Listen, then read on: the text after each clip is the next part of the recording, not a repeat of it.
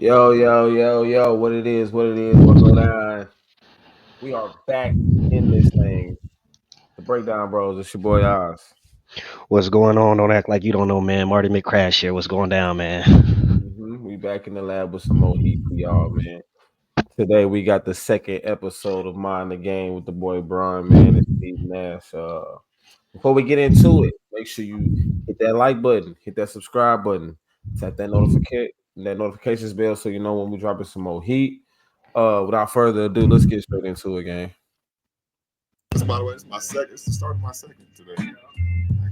Ah, I Damn. come. Those a little bit. I'm not even gonna lie. Okay, what you got? What did you bring? What did you bring?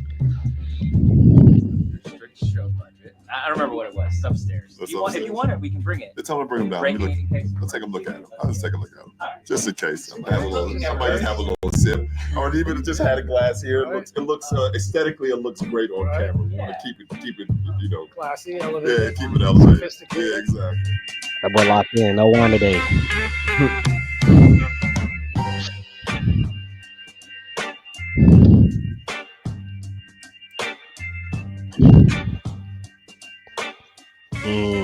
That's great. We was just talking about the body. Welcome back to another episode of Mind the Game.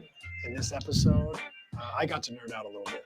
Maybe it's a episode that means more to me than most people out there, but I think it's really fascinating for fans and even fans who played in the league to understand what it takes to survive, to find consistency, to be prepared to play, to avoid injury, to be able to go out there every night and do your job. And so in this episode, I really dug in on LeBron's preparation, how he takes care of his body, the sports science behind it, what his recovery is like, his diet, many different things that allow him to find that level night after night, but also year after year. This is year 22 for LeBron James. That's an outrageous accomplishment to play and to be able to play at this level, still dunking on younger players, still running the floor, still able to play at an extremely high level and efficient level.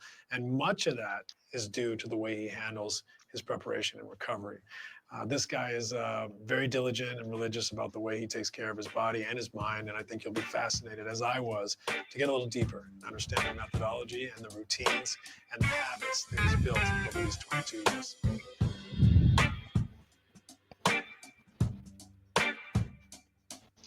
One thing that I got to ask, and it leads into a longer conversation that fascinates me, is like, how do you feel? Like, really, how do you feel? Like, do you feel great? Do you feel like I feel great for my age? Do you feel I feel great for this stage of my career? You're just like, I feel great. I have my moments. Hmm. Before So it's good. You're human. I have my moments, but I would say for where I am in my career, the years I've played, the miles I've played, the minutes I've played, the games I've played, I feel great. I feel great, and obviously you have months where some months are better than others depending on the schedule. After games, depending on the workhorse of the game, you like, oh shit. But it's usually the morning after the game. It's that first step out of bed will let you know how old your ass is. And those are the moments I'm like, Brian, what the hell? And it's usually on the road too. It's usually on the road. You're like, what the hell are you still doing out here? What the fuck are you doing? Why are you out here still? Yeah. And where do you feel it? Like, is it like a slight like inflammation, tired legs, back? Yeah, Like, back, ankles. Yeah. No one wants to hear this, but I play soccer a little bit. I played the other night, a bunch of guys that are like 25 to 30, 30s. Like, I wake up the next day, I feel like I was in a car crash. Yeah. That's the only way I can explain it. Like, I don't know how you are still dunking on cats, like running out ahead of everybody. I don't know either. I don't know. Do you have nights like this happened to me a lot, and you have to learn to deal with it and get it done anyways, where you just feel like heavy legs? Yeah, for sure, absolutely. Or you wake up and you're headed to the arena and you're like, I don't know. It's not going to be tonight. Yeah, I don't know if I can do it. We just I had that feeling right after the break. We shit the bed versus Charlotte right after the break. We didn't get to our hotel until 3:00 in the morning, and we had a back-to-back versus Portland. They had won 9 of their last 11, and I think the 2 games they lost to was versus Denver. I think there was 11-2 over their last 13. Yeah. So they have been playing good ball. Yeah. Chauncey had them playing great ball. Great ball. And you know, I woke up to get treatment at like 11 o'clock. You know, I didn't go to sleep till 4 or 5 o'clock in the morning. So I set my alarm for 10:30. I was like, okay. Is that always hard for you? You get off a flight. Yeah, get to the room? yeah. Even at home, Yeah. it's always hard to sleep the night after a game. So do you ever go on the road after a game, you fall asleep that last 10 minutes of the flight? You can't fall asleep for like 3-4 hours. It just killed me on the way back from Denver. It was the worst. It killed me on the way back from Denver. Like, oh my goodness, it killed me on the way back from Denver. You know, so we're in Portland, and you know, I get my rehab, my treatment. I was like, okay, I have to get my body moving. You know, I can't wait till 7 at night. I got to get my body moving. I get the treatment, the rehab. I get in there, and I get down around like 12:30, 1 o'clock. And usually I catch the first bus, which is usually 3.5 hours before the game. So 7 o'clock game is like a 3:30 bus. I got to hear about that later. The thought on that, but go on, keep going. I get into bed at 1 o'clock. I set my alarm for 2:30. It goes off. My body basically says, there's no way you're getting out of this bed yet. So I reset my clock again for the next bus, supposed to be at 4. Yeah. Body again. Long story short, I end up catching the last bus at 5 o'clock. Like I couldn't, my body would not let me get out of bed. I needed to rest till 4:15. I finally got out of the bed, caught the 5 o'clock bus, didn't shoot pregame, got in, did some stretching, you know, did a little activation in the locker room, got ready to play. And I was like, tonight ain't gonna be the night. And I scored 40. Yep. You've been there before. I didn't shoot. I didn't panic. Hold on. I didn't shoot pregame. I didn't feel good the whole day. I didn't miss all the buses. I didn't caught the last bus. All I did was my little in the locker room stretch and kind of like get ready for the game, and you come out and drop 40.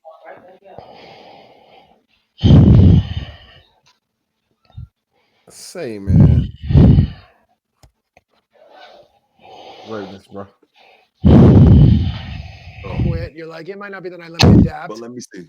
Before you know it, crowd keep going, start going. The motor gets going. You know, I always say like I'm like a 1965 Chevy Caprice. I just needed a little bit of time on the highway time to rev it get up. going, rev it up, get a little smoke out of the engine. And then I was ready to go. But it's interesting because I think like the common fan and even maybe a lot of players, you know, nowadays we have all the bells and whistles for recovery, right? Yeah, for sure. Massage, compression, hot cold. Yeah, hot cold, hyperbaric. Yep. 95% of your recovery, 99% is sleep. It's sleep. It's by far the greatest. I said it after the game. They asked me how I said I just slept as much as I could. Yeah, that's it.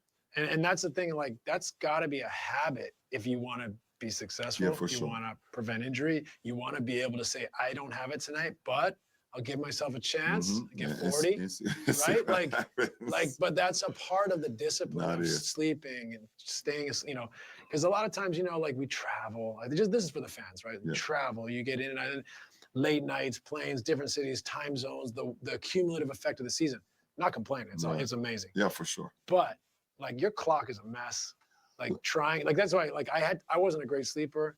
So I had to nap like every day, like really for the days when I wasn't going to sleep, right? And it's cumulative sleep. Like you have a bank account. Yeah, for sure. Sleep works, absolutely. Right? Absolutely. So like if you're trying to get 8 to 9 a day, like sometimes you're going to get 5 or 6. And how are you going to make up the deficit, right? Yeah, so napping, the discipline to go to bed early, all those things are so important. No, my wife literally, she's the best ever. She gets mad at me when it's time for me to go to bed. That's how much I love sleep and take care of my body. Like man.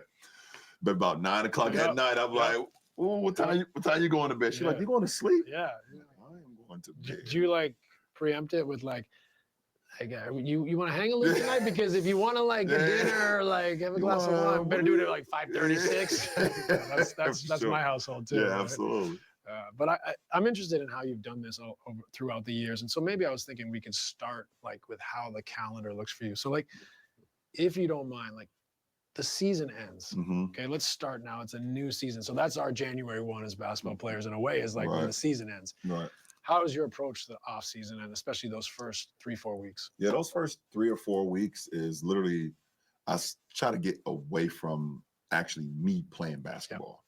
Am I away from the game? Absolutely not. I'm watching the game or I'm in the gym with my boys and I'm watching them prepare and playing, either they're in tournaments, whatever the case may be. But me personally, I try to give myself, especially at this point in my career, an opportunity for all the little nicks and crannies and bruises, whatever, to give itself to recover. And obviously I've learned over the years that, you know, me recovering at 40 is totally different in the off season than me recovering at 25. You just don't recover as fast. Right. So I try to take like a month, maybe a month and a half off from like really like grinding on the basketball court. But what I am doing, you know, I'm doing yoga and Pilates and stretching and, you know, massaging and, you know, cupping and all those things that try to help, you know, rejuvenate my body Without to when it's wear and time. tear, Without no taxing. wear and tear. You know, if I'm running, try to run in one of the like the Ultra G,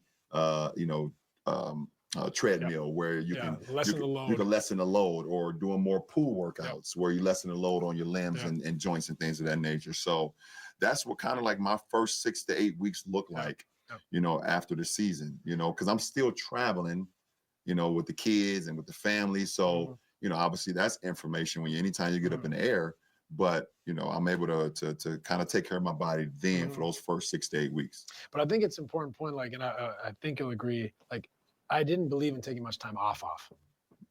Because especially as you get older. When you get older, you stop moving, you might not get it back. Yeah. So like continuing to do like the bits and bobs and having the regenerative effect, but still moving the body, synovial fluid, like. No, you're right. Because if you completely just shut down, like, and do nothing, then you won't do nothing. Right. Yeah. You won't do nothing. You start to get comfortable with it. You're like, I don't like this feeling, but I don't, you know. It's like the principle that the body's an adaptive system. Yeah. So we do what we teach it, right? So if you run, you become someone that can run. If you sit on the couch and do nothing, you're someone that's adapted now to doing nothing. So when you ask yourself to do something, like this is dangerous. Like, I mean, you know, for what we're trying to do, you know, get back out in the court and run around, things fall off. Man. So sure. It's really important, I think, to like, it's like almost active recovery, movement. I'm interested that you felt that way too. But then the mental side too, right? Like getting a little bit of space from the game, the grind, right? So that when you do 4, 6, 7 weeks into the summer, get back at it, you're like, there's a little spark. There's a little bit of excitement. It make you miss it a little bit. Yeah. And that's what I think once you get to those, you know, plus 15 years in the NBA, you're always trying to find, you know, the little moments of inspiration. You know, it could be from anything. It could be just the inspiration for the miss of the love of the game. Yeah. You know, you've taken time away from it and now I'll miss it. I want to get back to it. It could be inspiration from, you know, your kids, you know, hanging around your kids, no matter what sport they're playing. It could be basketball. It could be soccer. It could be, you know, whatever they're playing. You just seeing the competitive juices. So you're like, okay, now I miss it. Or it could just be now it's time to click back in, you know, because you still feel like you still have more time. You still feel like I have more to give. Yeah, and you want to be sharp. Yeah, you want to be sharp. You know, usually the season doesn't end in a championship. So you have motivation from failure. You're like, you want to be more prepared. So like giving yourself that space, it revs up that motivation, which is huge, right? Like, no, absolutely. You know, it's a little bit a part, I'm sure, of your journey is like, you know, I try to tell this to young players, but like a coach could give us a workout. Here's what I want you guys to do. Right. And like you and I doing it can be totally different. Right. I did it, but like you attacked it, right? Like you went after it. Like, so the approach, the habits that you have for how you work is so important. And sometimes you need a little bit of space to say, I'm ready now. I got the spark that my habits are coming back, that every day I'm competing in everything I do, whether it's the gym, it's mobility, stability, activation, recovery. Like I could skip the cold. No, that's not me. I'm gonna do every little step. And I think the best thing about it is like when it becomes just a way of life. And it's not even about because you're an athlete. It's because it's a part of your life. You know, you may not all the time, you know, I know when I'm done playing basketball, I won't be going to the gym every day working on my game anymore. But as far as training and still doing things for my body, active recovery, mentally recovering mentally, grounding, things that I'm gonna still do. All the stuff that I've done besides the basketball portion, when it comes to my lifestyle, will not change. I fell in love with the hyperbaric chamber, the hot and cold tub, the plunges, the massages, the everything, the grounding, just going out and sitting in the grass and just, just literally just letting go, and all of that stuff. So those things are a part of life now. And when you're able to incorporate the active life skills into a profession as well, it unlocks a lot. Yeah, for sure. And sleeping, obviously, like you said, is most important. They say in the habit sciences, like a part of forming a habit is identifying with it. So like you now identify with this lifestyle. You identify with every spoke in the wheel of success, right? So I'm a little bit like you in that, like I can't sit still. Like my career is long gone now. I've been out of the game for 10, 11 years. I can't like sit still. You've been out how long? 40 when I retired. So yeah, I just turned 51. So are you kidding coming me? up on, I think it's 14. So yeah, the 11 years. My last game was March of 14. Staples. So oh my goodness, 11 games. It does not seem that long. It feels that long to me. Now I feel old as shit. Now you're the young man dunking on people. No, so. I feel so old. It's been 10 plus years since you played it. That's not. Oh, right. Wow. Time flies. Wow, time flies. My daughters are in college. Time flies when you're having fun, boy. Freak. Well, let's cheers to that. Yeah, cheers, man. Cheers, man. I get glimpses of myself in the mirror every once in a while, and I'm like, oh. Yes, sir. Yes, sir. Man, you look fucking great. 51. I would have never guessed that. Thank you.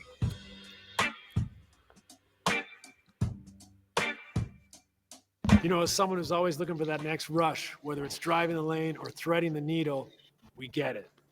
You need that excitement. And let me tell you, I found it in Audible. No joke. These audiobooks have me on the edge of my seat, whether on a long drive or in a recovery session. From heart-pounding thrillers to epic adventures, these stories have you on the edge of your seat like you're right in the middle of the action. They've got these Audible originals that are absolutely amazing, plus all the bestsellers you've been meaning to check out. The best part?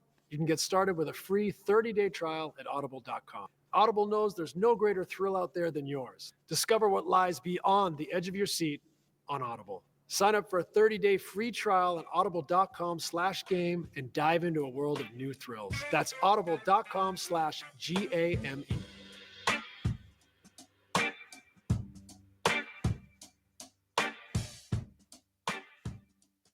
Okay, so then you get back in the gym. Yeah. Right? That part of the summer where it's like, hey, I got to get my game sharp. Yeah. Are you at the place still where you still add, or you just like get sharp again? I'm a place where it's more just sharpening everything. Right. I have no more to add. I'm not in ad mode. Mm-hmm. I feel like I've gotten to a point where what I bring to the game. Yeah, you're comfortable with the fact that I'm comfortable with the foundation of my game. Yep. But it's just all about sharpening. Mm-hmm. So if it was one summer where I felt like I didn't shoot the ball particularly well, either in catch and shoot, then I spent a lot of time in catch and shoot. Mm-hmm. If it was a point in time where I feel like my post game and wasn't as efficient I wanted to be, then I do that. If it was a point in time where I feel like my ball handling wasn't as good as I would like for it to be, I'm never going to be Steve Nash or Kyrie Irving when it comes to ball handling, but I can be myself. Yes, sir. Then I work on that a little bit more. So yeah, it's just about sharpening, the foundation of my game at this point. But I bet you add experiences, right? Like where you're like, this situation, maybe I should try something else. Does that process happen for you postseason, summer? Yeah, like, for sure. Next year, I need to exploit this situation in either a different way or exploit it more instead of giving this one away. I can double down here. You know what? It comes from where's the game going? I've been in the league, and obviously, like you said, you said your last game was in 2014, so that means I was with you for 11 years competing, or whatever the case may be, either in multiple uniforms you're in. I was in multiple uniforms, but I've seen the game. When I came into the league, it was the two bigs. Yep. It was pretty much one guy would handle the ball, and then you had your two wings. Yep. And probably up until about, I guess 2008, 2008, 2009, you start having more players handle the ball, but you still had the same two bigs, thing. And then you went into Phoenix and changed the whole two bigs. No, one big. Yeah. I need one rim roller or one guy that can sprint down the floor, beat everybody down. If you're down there, you beat the big, kick it ahead to you. If not, you come set the drag screen. We're gonna spread the game out. And we adapted that in Miami when Bosh became the 5. And we see what the game is now. And now today it's almost 5 out. Right. 5 out. Everyone's shooting threes. Yeah. So I think when it came to the off season, I always wanted to have the adaptability and the growth mindset to be able to change with the game, where I will still be productive no matter what the game called for. Makes sense. And I think that's what it's what like not like you didn't have it in your package. Right. It was just like, I need to bring out more of this. Yeah. What did the game cause for? Right. Did the game cause for me to be more of a pick and roll player? Did That's the game called cause being for me to be a guy versatile. that slash or Slash. Called slash versatility. more without the ball. Did the game cause for me to shoot me a few more threes? That's where it is today. So you work on those aspects to where you're still effective, and you can still adapt and have a growth mindset with the game. So when you're working out in the summer, you're getting back in the gym. How many days a week and how long are you in the gym with the ball? When I'm super locked in, I'm in there 5 days a week, Monday through Friday. Saturday is a recovery day where I do absolutely nothing. Sunday is more of a now starting to get the body work done and get my mind ready for the long week again. I try to on Saturday just kind of get away from it. Summertime, just get away from it, whatever it is. But 5 days a week I'm in there, and it's usually like Monday is usually the toughest day. Obviously you're coming off the weekend, 2-day weekend. It's usually the most, strenuous day. Tuesday is a lot of running, but a lot of just catching, shooting, getting your legs back under you. And then hump day is Wednesday. Hump day is Wednesday. And once you get over that Wednesday, the rest of the week is pretty, because that middle of the week is always and the body's now caught up a little bit. Yeah. You can get through it. Yeah. So, I'm trying to go 5 days a week once I'm locked in for 8 to 10 weeks coming into the season. And are you doing manual therapy, physio before every session? Yeah. I'm getting there. I usually lift 3 days out of the week where I'm in the weight room lifting. And then the other 2 days, I'm just doing the ball work, band work, just mobility stuff. Yeah, exactly. That's one thing I think is changed from the start of my career for sure, but probably started your career too to now is I believe you have to be religious with the mobility, stability stuff, because the way our game's played, and today it's even faster, guarding in more space, the travel, you have to stay on top of that stuff. When I came in, and obviously when you came in, everybody was like this. Right. It's like who can lift the most weights, who was the strongest. That's the only way you can play. Right.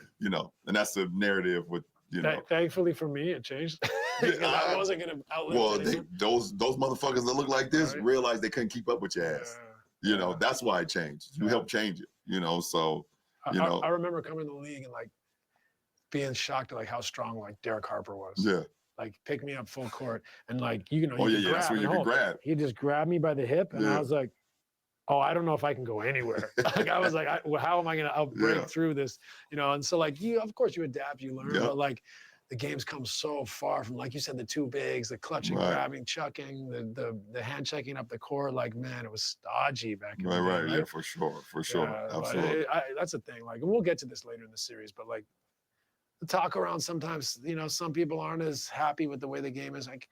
We need to help teach fans how great the game is now. Yeah. It's not going back to that. Right. It's a lot of nostalgia. There's other factors, but the game is great, and we need to teach people how to appreciate. Yeah, we just need to. I think have an appreciation, and I think if our fans will really go back and watch some of those games, they will realize then maybe that's not something we will want to see on a night-to-night basis. Agreed. Because the difference between our game now is that all of our games are on television every single day, either nationally, locally, or through League Pass. So you can watch all of our games.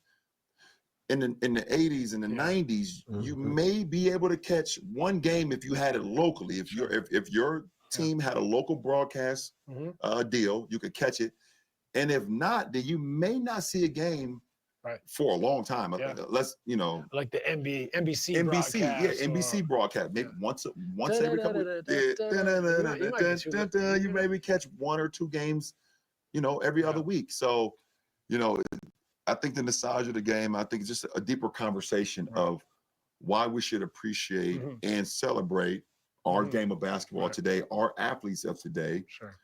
Just like, the 60s and 70s and 80s and 90s guys were celebrated, and 2000 guys were celebrated. So it's definitely a conversation we get to later. We'll get to that. I'm excited about that for sure. But how about this? At what point in the summer are you like, I want to get in game shape? And is it like September? Is it in training camp? You prep to get there in training? Like, how do you do that? Well, we both can tell everyone out there, there's no way to get in game shape in the off season. Right. No.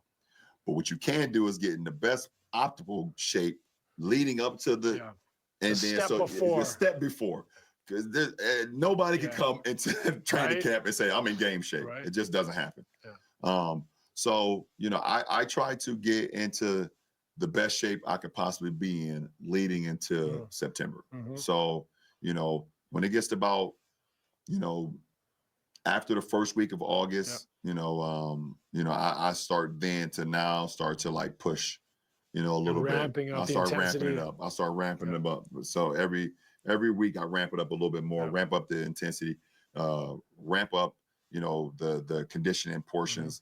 I start knowing when I'm getting in better shape when I don't need as many breaks for water. Right. That's kind of like my gauge. Like, okay, I'm fitter this week. Yeah. Like, like if I'm doing a 45-minute court workout and every 5 to 7 minutes, through that 45 minutes, I'm getting a drink of water. I'm like, okay, I gotta get better. Okay. Then, the next week it's like every 3 to 5 minutes. Right. And then it's 2 to 4 minutes. And then it's 1 to 2 minutes. And then it gets to a point where I've only needed one break in 45 minutes. That's when I know, like, okay, I'm in a really good pace. And maybe you could explain through the stages of your career, but like, when do you start playing? And like, what, like in your first third of your career, the first 7 years, how much did you? When did you start playing? Playing like on 505. Yeah. Oh, I used to play. I mean, probably my first 12, 14 years, I played all through the summer. I mean, it's because you love to hoop. I just love to hoop. Yeah. Like I used to play outdoors. I played outdoor basketball as a pro. I had no idea how bad that was for me, but I was like, I fucking love ball. Yeah. Like me and my friend, I go back home in the summertime, back in Akron. So obviously I played for the Cavs, but I will be back in Akron. Me and my best friends, they come back from college. We get a group. We'd be playing outside. Like it was nothing. The sun is beaming off the blacktop. Yeah, it's funny you say that. Like when I was at like my prime of my career, even like first 3-4 years in Phoenix, in the summer, go to the facility, do all your work, play, whatever. I always wanted to shoot again. Yeah. So I always tried to shoot again. Like just how efficient can I be? So in Phoenix, it's 110, 115 degrees. I would go to the park, sometimes the driveway, but I would go to like a random park because no one's going to be there. Right. And I'd not at 115. Right? Yeah. Back then, the iPod, you know what I mean? And like make 200 shots, no rebounder. Just out there because I would get my own rebounds, conditioning, it's hot. It's funny you said that. Like, did you ever have like, was it like fans showing up when you're playing in the park? Oh, yeah, for sure. So you had to kind of like be smart about it. Yeah, we had to be smart about it. Yeah, for sure. We had to be very smart about it. And then I got very smart and kind of built a little full court. Outdoor court at my house in Akron. Yeah. And I would have I would have teammates come over, runs, and my best friends, and we'd have runs in the backyard, like on the blacktop. Yeah, that's amazing. That's great memories. Yeah. And then like say the last that's hard. Like, do you still play pickup before the season, or do you like not as much? No, not as much. Just the wear and tear. Yeah, just the wear and tear and the risk. Especially like if I do it early in the season, early in the off season, then I have the ability to kind of if anything was to happen, I have the ability to recover. But then it's like but my body's still recovering early in the summer. Yeah. And then it gets to the point where like late August hits, and I'm like, do I want to risk? I've trained my body. I know where I'm at. I know I'm physically fit and ready to go into training camp.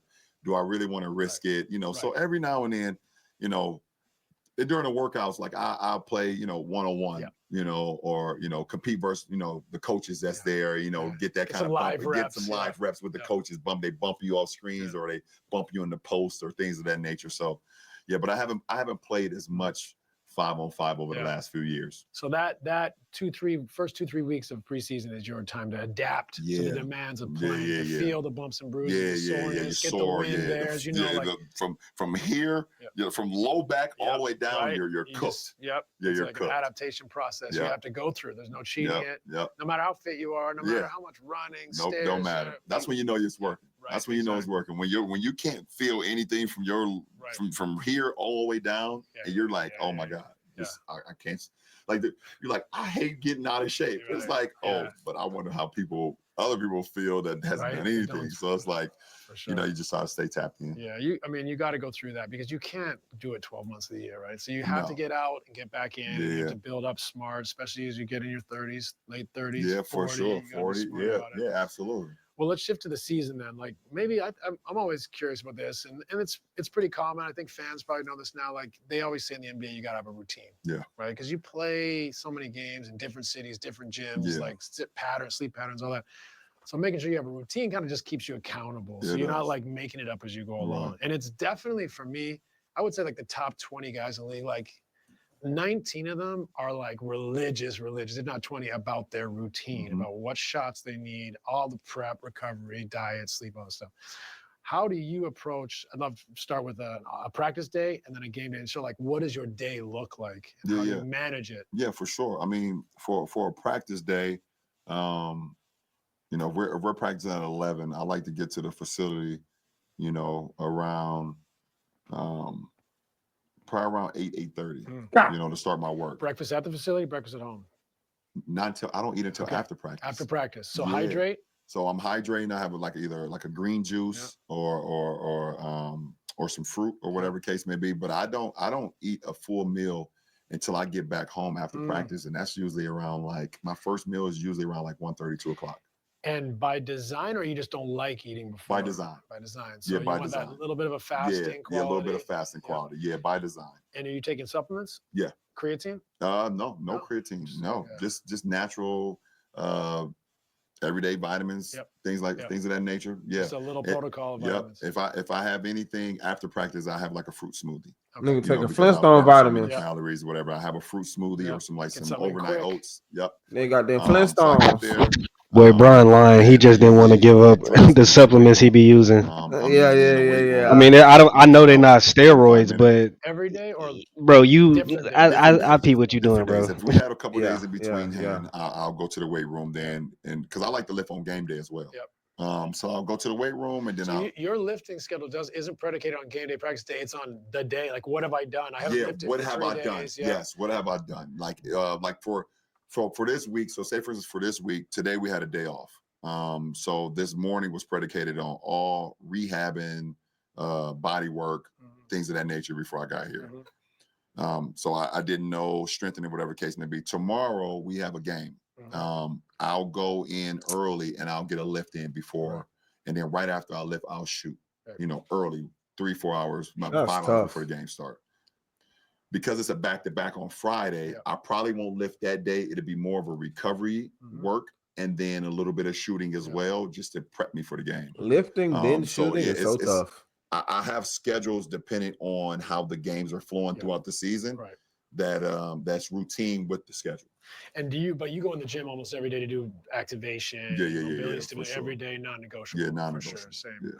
And then do you, and this is probably a little bit of a summer question, but in the season, do you break it up into like a strength block, a power day? Do you break it up in No, I do a little bit of that. Total body type stuff, maintenance. Maintenance, total body. In the summer, do you break it up? In the summer I break it up because the difference between obviously you would know you like to break it up in the summer because you don't want to get get stale. 3 months for 3 months you're doing the same shit so you definitely break it up on purpose so you don't get tired of the same routine. Also they can target in on a specific thing. Like exactly. Today we're working on power, today we're working on strength, whatever it may be. Exactly. So for during the season, it's kind of the same a little bit. It changes, but it's the same routine because it's a cadence. I know my body is going to react well to it.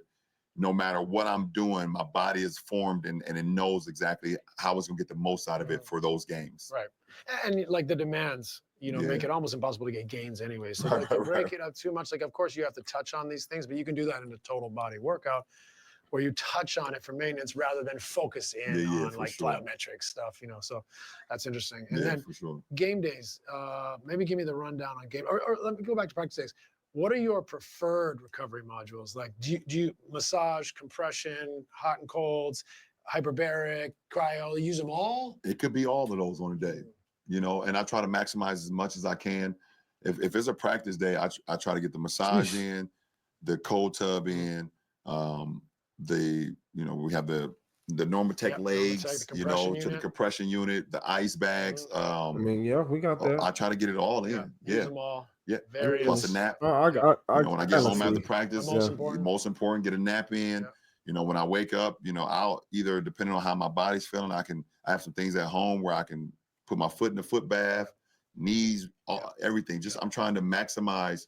How can I be to optimal shape and game ready for the next day? I'm always thinking about the next day. You're obsessed. Yeah. I love it. You're obsessed. I love it. I feel this. I mean, this is kindred spirits in that way because you want to leave no stone unturned for a performance. Why? It's all there for us. It's all there for us. And I have the luxury of having an unbelievable wife and help around the household to where they allow me to be able to use all my time while I'm playing the game. And listen, I know I'm when I'm done playing the game, that time will be priority number one will be my wife. Yep.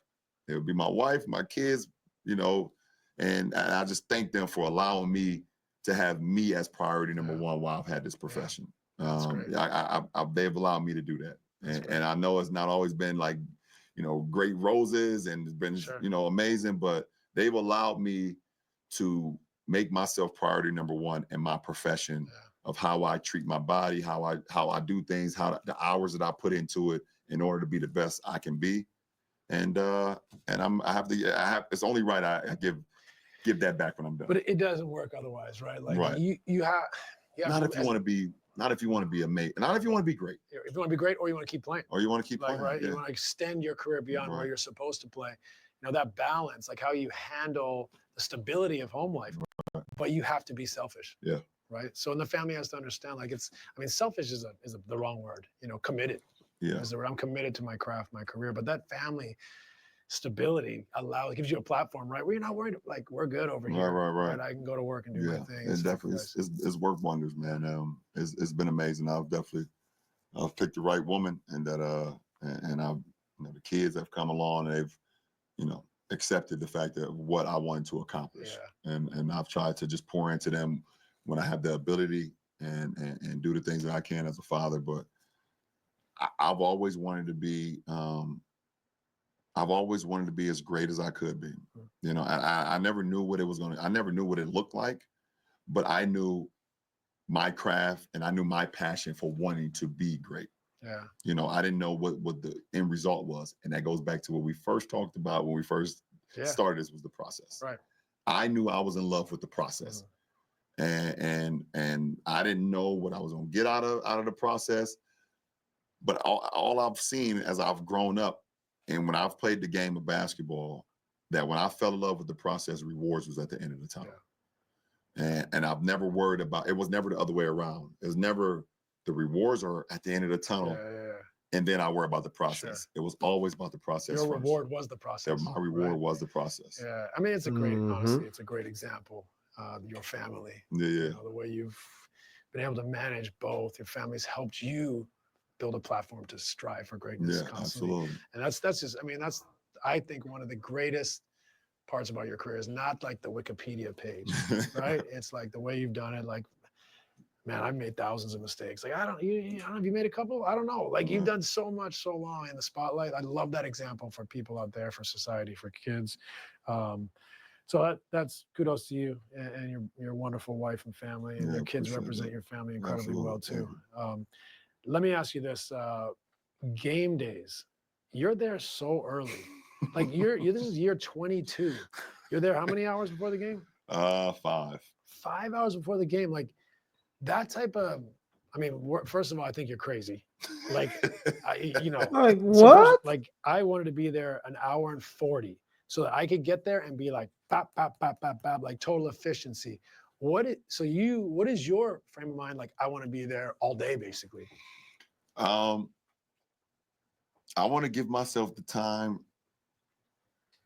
to prepare how I know I would like to prepare to get ready for match. You know, and what I do is it's all my time is it's no there's no fat. There's no fuck around time once I get to the arena. You know, I get there 5 hours before. As soon as I get there, I put my workout gear on, I go right to the weight room. As soon as I leave the weight room, I go to the court, get a workout. As soon as I leave the court, I go get body work and make sure that my body's moving and doing those things with my body. As soon as that is done, you know, I head in and put the Normatex and the ice and all that stuff on and recover from that. As soon as that is done, now I'm reading the scouting report, like, and I'm, you know, tapping into that. Pretty much when that is done, now JJ's coming into the locker room and he's addressing the team. And it's time to go. Like that is, and I have a little meal in there too. I'm eating. I have a little meal, couple snacks there within there. Obviously, I want to keep the, you know, keep my nutrition going, and I have to fuel the body because I know what I'm about to do out on the floor. But that time is occupied. All intent and purpose. Yeah. See, like it's all intent and purpose. I get to get away. Yeah. So I was the opposite. Like I wanted to be there, and I had my thing. You know, like go in right away, body work. Activation, shots, taped. Go. Coach is walking in. Go. Like I wanted to be like, because you know we play so many games. I didn't want that wasted energy. I think maybe that's one thing that I wasn't great at, is that I would waste like that anxious performance energy if I was there too early. I want to save that. No, for sure. I can see that. I can see that. And I'm getting to I have not gotten there obviously because I'm still doing it, but there are times I'll be like, "The fuck are you doing?" Well, I'm glad you in Portland. You were like, let me hit the alarm again. I had no control over that. This body took over me. It was like, I'm not letting you out of this bed. But there are times. I mean, I can see for sure. I mean, I'm 40 years old. I've been in this thing for 22 years. So like, you know, I definitely feel and see it, sense it sometimes when I leave the house at like 1 o'clock. Game's at 7:30, and I'm pulling up to the arena, pulling down in the tunnel at 2:15 in the afternoon for a 7:30 game, and I'm like, all right, let's get to work. Incredible commitment. Okay, post game, like how dialed are you on nutrition? Are you like I have a plan for nutrition at all times? Are you like 80% on my cheat mode? Like how do you manage nutrition? Well, obviously, you know, being home in a way is different, but no, I'm pretty locked in on the nutrition side. You know, when it comes to what I put in my body is what I'm gonna get out of. You know, and obviously you definitely have, you know, I definitely have cheat modes. Like I fucking love chocolate chip cookies and ice cream. And since I love ice cream, I have to get like the dairy-free ice cream and the low-fat, you know, the non-gluten-free cookies. Like I have to kind of cheat it that way. Yeah, me too. But I love it. But I love it. That's like my vice. I love it. So, you know, you have to know, like, you know, you playing on these games. Does your family think you're crazy for that? Like when I go in the fridge and get myself like a yogurt popsicle, and my kids are like, "That's disgusting." At this point, they've accepted me for who I am. So yes, they early on. There's literally, you could go in my freezer and there's like 3 different cartons of ice cream in there. There's all like the healthiest one ice cream on the planet. It's like like when my daughter goes in there, she gets her vanilla bean ice cream. Is like extra creamery. I'll be looking at it like, damn, that looks so good. Oh my goodness, that's so good. And then mine over there is like, oh, you know, dairy free and no all that stuff. I'm like, oh yeah, just give me, just give me that. Organic. But yeah, I'm pretty dialed in on it. And obviously, like I said, you know, the road and being home, you know, is, you know, it fluctuates a little bit, but you know, obviously, you know, you're starting to in order to be ready for the next game or the road, whatever it is, it starts right after the game ends and you sit down, you know. So I'm getting right to the ice and I'm getting right to, you know, nutrition and getting fluids back into me because I need to start preparing for the next game. So it's funny. A lot of people like see me like walking off the court. when there's like time left in the game. Right. Like no matter if it's a loss or a win. The reason I'm trying to get to the locker room so I can start I think I saw a clip from last night. Yeah. The game was a wrap. Just hungry. I got to get to the locker room to start my process to get ready for the next game. That's so amazing. I'll be sitting in the locker room, foot on the ice bags on. I got my smoothie and my fruit, and I'm already getting to it right now. So like, that's amazing. Like people will probably see you leave the court and be like, "No, damn, he's they had that. It was funny when during a loss, they was like, "Oh, he's a poor sport." Like he's leaving the court, they lost, and then they start seeing me do it during the wins. They was like, Mm-hmm.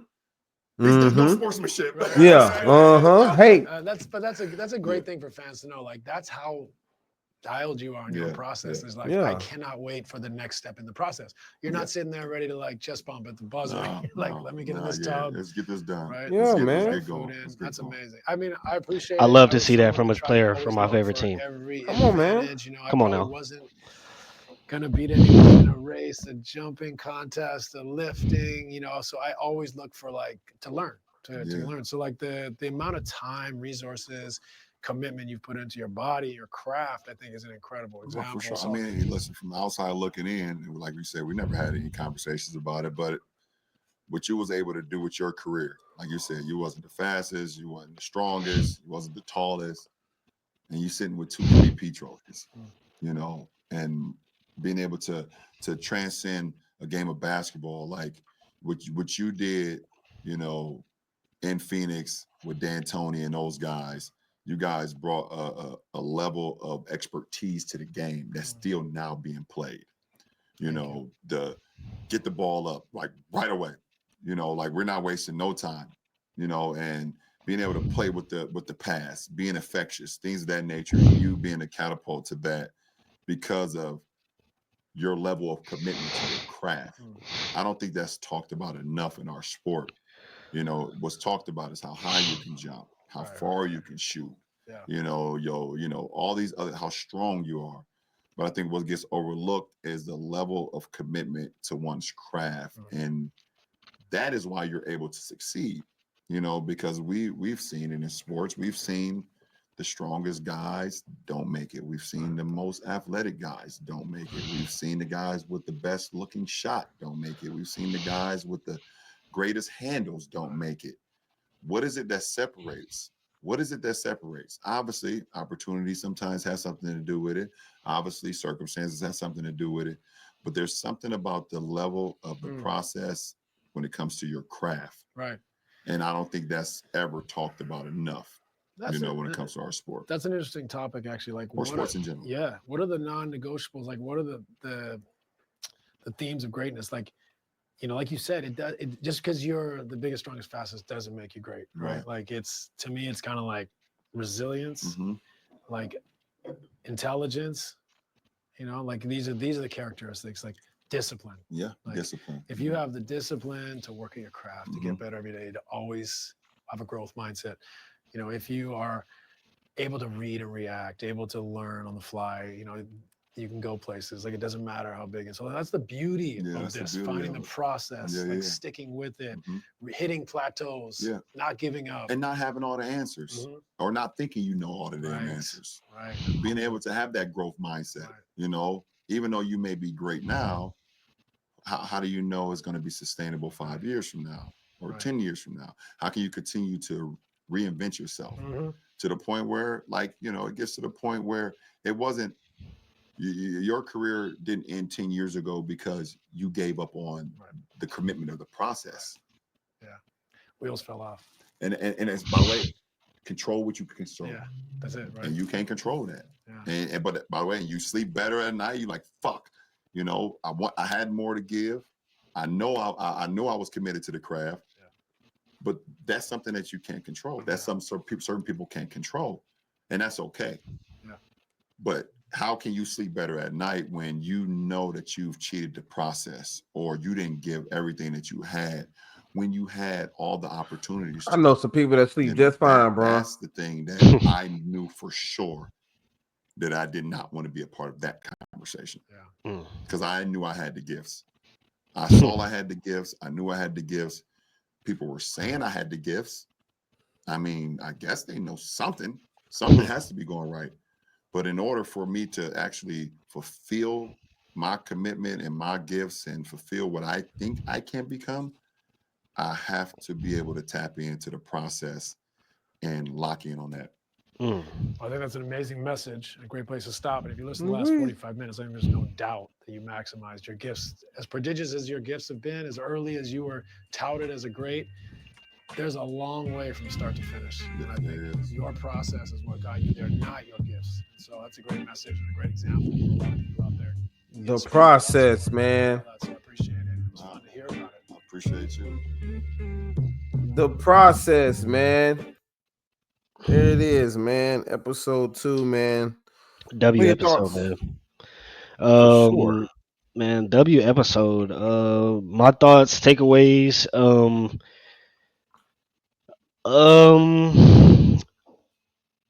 Really,